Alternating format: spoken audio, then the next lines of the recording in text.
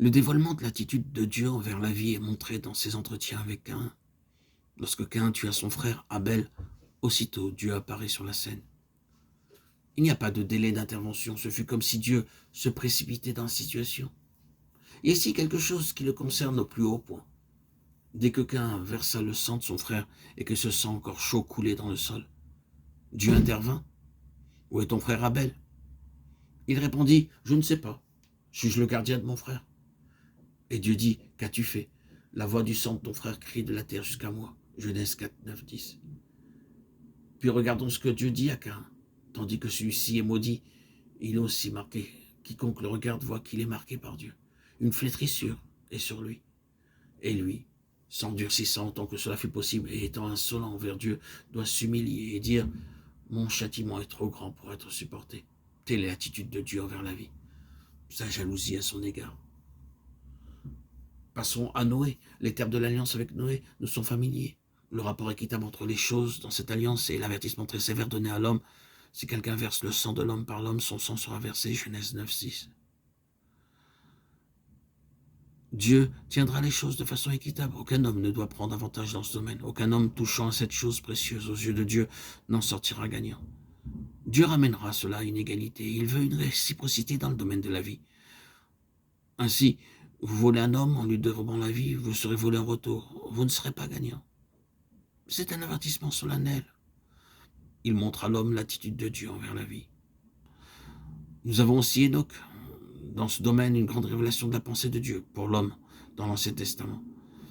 La pensée de Dieu, c'est la vie et non la mort. Dieu est contre la mort et il est pour la vie.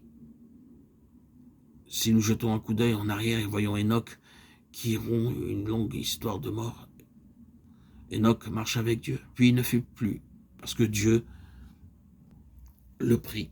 Genèse 5, 24.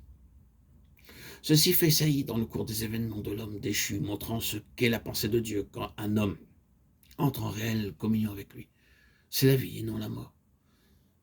Cela a toujours été la pensée de Dieu, cela demeure la pensée de Dieu, et il en aura une pleine et glorieuse expression dans une compagnie constituée de ses propres enfants qui croient et qui seront amenés dans sa présence. Tout comme Enoch le fut, laquelle ne connaîtra ni la mort ni le tombeau.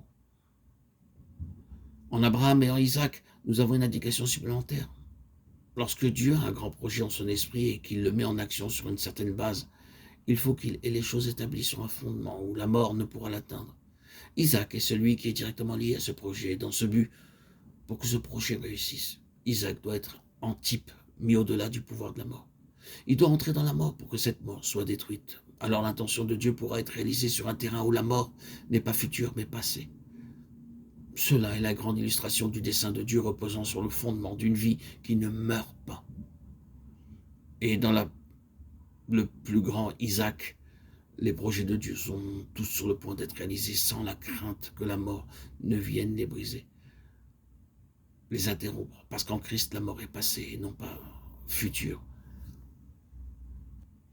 Tout cela est vivant, fort, et dans bien des cas, il y a des paroles poignantes pour montrer l'attitude de Dieu vis-à-vis de la vie. Elle est une chose très coûteuse. Ce fut infiniment coûteux pour Dieu. Cela coûta aussi beaucoup à ceux qui furent en communion avec Dieu. Dans tout ceci, il s'agit de la contestation pour la cause de Sion, dans son principe, de la jalousie de Dieu, dans la question de la vie.